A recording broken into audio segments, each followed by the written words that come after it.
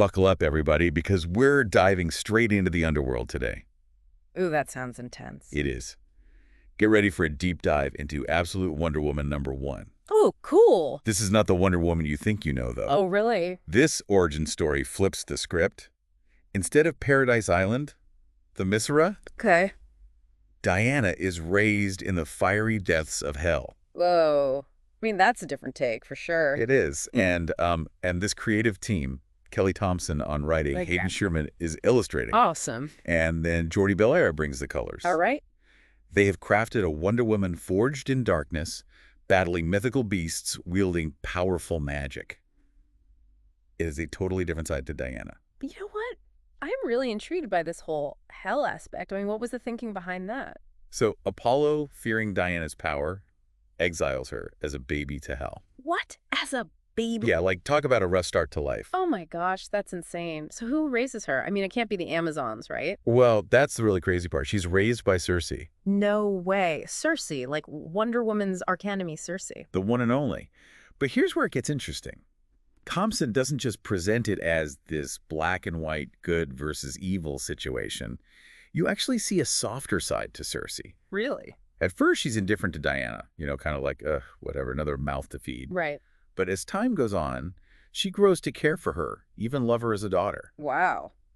That adds a whole new layer of complexity to their relationship. I mean, I never thought I'd see Circe as a mother figure, especially not to Wonder Woman. Right. I mean, it makes you rethink the whole hero versus villain thing. It humanizes Circe in a way that you just don't see very often. And don't even get me started on the art. Uh, Hayden Sherman's style is like nothing you've ever seen in a Wonder Woman comic before. Oh, is it that different? The layouts are so dynamic.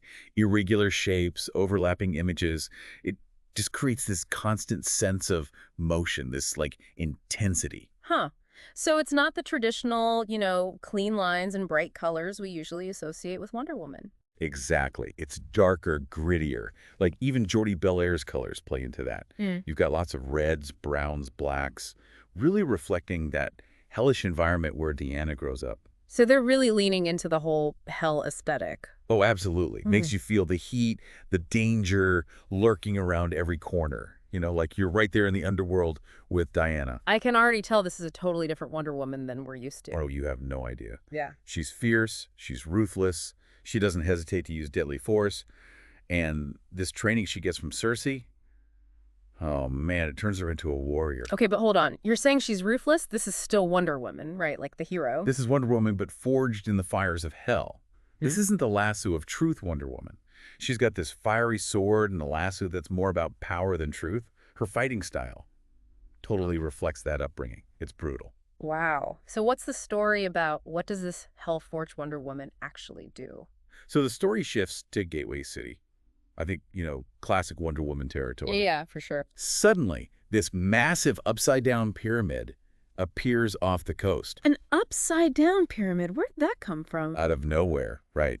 And this thing starts unleashing hordes of these, demon-like creatures. Okay, so that's where the mythical beasts come in. Oh, yeah, and then Diana makes her entrance. Imagine, you're in Gateway City, total chaos, and then you see this figure descending from the sky on a skeletal Pegasus, sword blazing. Oh, wow. That's gotta be terrifying and awesome at the same time. This isn't your typical superhero arrival. Not at all. This is a warrior coming to wage war against a threat that literally came from her world. Okay, now I'm really hooked. This is Wonder Woman, but hardcore. Hardcore is a good word for it. Yeah. This first issue is packed with action, stunning visuals. It leaves you with so many questions like, who is this Diana? Where does she belong?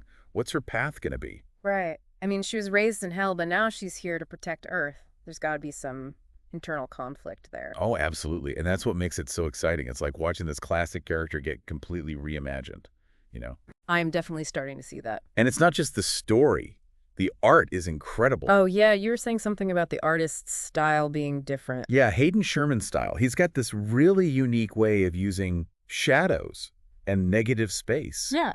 It creates this feeling of unease and tension that just pulls you in. It's almost like you're reading a horror comic at times, especially with how he depicts the demonic creatures. I can only imagine. And then there's Jordi Belair's colors, like I was saying. These are reds and browns, right. Yeah, they really amp up the whole hellish vibe.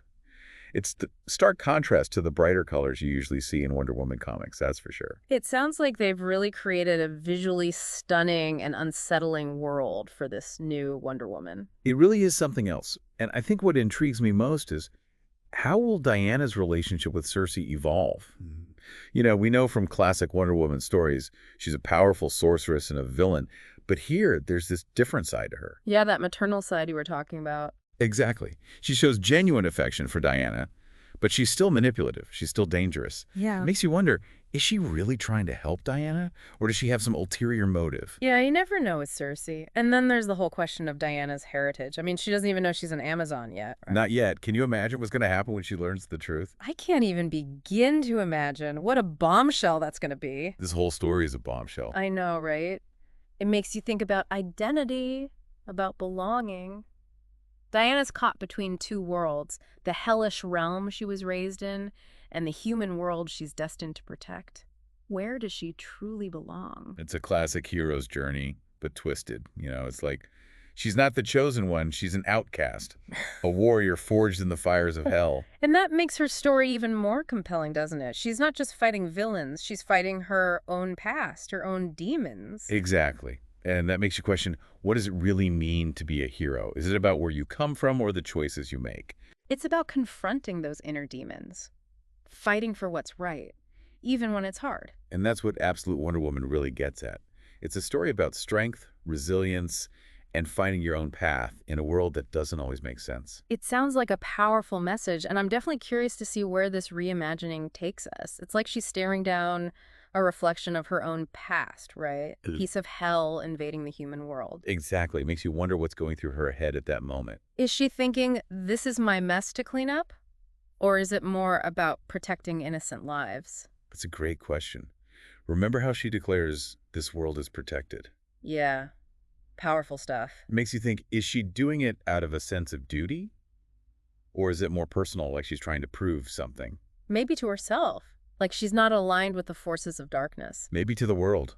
Maybe to the gods themselves. But like she's caught between these two sides of herself. The last Amazon, but also the daughter of Circe. Talk about a complicated family tree. Right. And that's what makes this reimagining so fascinating. We're not just seeing a hero punching bad guys. We're watching her wrestle with her own nature, her own past. It's what makes Thompson's writing so engaging. She doesn't shy away from the tough questions, the moral gray areas. Totally. And it makes you question, will she even fall into those typical hero tropes? You know, the beacon of hope, the symbol of truth and justice. Or will she be something else entirely? Yeah. Will her methods, her fighting style, reflect that brutal upbringing? I mean, we've seen hints of that darkness in how she uses her powers, that fiery sword, the Athena blade, Oh, yeah. clearly connected to her Amazonian heritage. But there's something about it, the way it's drawn, the way it seems to burn, almost like there's a demonic energy to it. Like it could be used for good or evil, depending on who's wielding it. Exactly.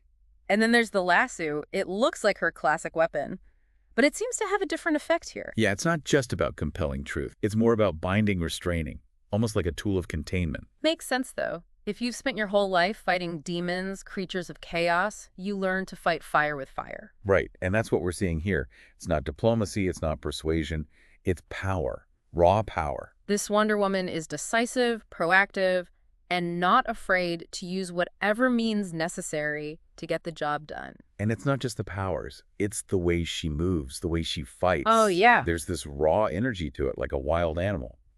It's less about grace and more about just pure brutal efficiency. Remember that scene where she takes down that huge demon with one blow? Oh, man. It was brutal, visceral, bloody, and it just shows how far she's willing to go to stop a threat. Definitely makes you wonder how the world will react to her. Will they see her as a hero or a monster? Right? Will they embrace her or fear her? Will she even want their acceptance? I mean, she's spent her whole life as an outsider. And that's where those flashbacks to her childhood in hell become so important. The training she endured, the lessons Circe instilled in her. And the way Sherman portrays those flashbacks visually, it's like we're experiencing those memories right alongside her. Those distorted panels, irregular shapes, overlapping images, it's unsettling. Like we're seeing the world through her eyes, feeling the fear, the pain, the confusion. It's heavy stuff. No doubt. Those experiences have shaped her. You can see it in the stars, the tattoos. They mark her as different as an outsider. And even though she's here to protect Earth, You get the sense that she'll never fully belong. She's a creature of two worlds, forever caught between darkness and light. And then there's that moment when she learns the truth about her heritage, about the role the gods played in her exile. You can feel the weight of that revelation. Oh, yeah. The betrayal, the anger, and the way Sherman captures that shift in her expression, from confusion to rage to just utter heartbreak. You can practically see her whole world shattering. And yet, in that moment of despair, she makes a choice. This world is protected. Such a defiant statement. She's taking ownership of her destiny. Rejecting the fate that was forced upon her. It's a powerful turning point, and it sets the stage for the rest of the series. This is just the beginning of her journey. She's still figuring out who she is, what she believes in, how she's going to use her power. It's a journey filled with uncertainty, danger, internal conflict. But it also holds the promise of redemption, of finding a place where she truly belongs. And that's what makes Absolute Wonder Woman so compelling, right? It's not just a superhero story. It's a story about identity, about belonging, about finding your own path. In a world that doesn't always make sense. Exactly. It's a story that stays with you, makes you think, makes you feel. And I think that's the mark of great storytelling. It really flips the whole born to be a hero thing on its head. Right. It's like, what if all that power, all that potential for good was forged in, I don't know, a crucible of darkness? Yeah, that's a great way to put it. It really makes you question what we think we know about heroism. Can someone raised in hell, trained by a sorceress like Circe, truly be a force for good? It's like, does overcoming that kind of adversity create a different kind of hero? I think it has to, right? Imagine facing down demons your whole life, literal and metaphorical ones. That's going to leave a mark, shape how you view justice. A Wonder Woman from Themyscira probably wouldn't even understand. It definitely makes you think twice about those neat categories of good and evil, hero and villain. Totally. I mean, we've seen Circe almost as a mother figure, right? Yeah. Twisted, but still. And then Diana herself, raised to fight demons, but choosing to protect a world that basically exiled her. It's like, where do the lines even blur? And that's what makes it so interesting to me. It's not just a simple good versus evil story. It's got all these layers, these gray areas. It makes you think about motivations, about backstories, about all those things that shape who we are. And it makes you wonder, how much of that darkness does she carry with her? You know, I was thinking about that. We know she's Hippolyta's daughter, The Amazon Queen. but she's never known that side of her family. That whole legacy of warriors and protectors. Can you imagine the emotional impact when she finally learns the truth? Right. Will she even want to embrace that part of herself? Will she reject it completely? Or will it be something in between, some kind of merging of those two sides? It's going to be interesting to see how Thompson handles that, and not just Diana's internal struggle. Oh, right. How will everyone else react? I mean, are they going to accept this new Wonder Woman? I feel like some will, some won't. Remember that scene where she's facing those creatures in Gateway City? Yeah. People are watching, some are cheering, but some are scared. They're unsettled by how ruthless she is, by her appearance. It's like they see this powerful warrior, maybe even a savior, but they also see something else, something almost demonic. And in a way, that makes her even more heroic, doesn't it? That she's willing to do what needs to be done, even if it means making people uncomfortable. And it makes you question, what's more important? Appearances or actions? Is it about looking like a hero or actually being one? That's a question a lot of us grapple with in real life, too. I think that's part of what makes the story so timely. The world is messy, complicated. There aren't always easy answers. So what do you think? Can someone come from darkness and still be a beacon of light? I think this story suggests that they can, maybe even that they have to. We all have darkness inside us. It's the choices we make, the battles we fight that define who we are.